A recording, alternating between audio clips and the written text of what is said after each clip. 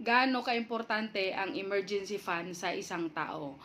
Alam mo ba na napaka-importante yung emergency fund sa isang tao tulad ng mga nagdaang crisis like na pandemic natin, 'di ba? Napakadami po inatake ng anxiety, napakadami pong na-depress.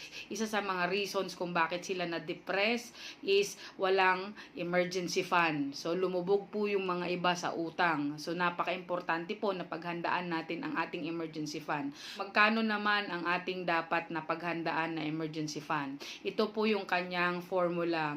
So yung total income mo a month times 6, yun yung equivalent na dapat nating paghandaan. Yun po yung mga floating na pera natin na dapat nandyan lang sa bank in case of our emergency na pangangailangan.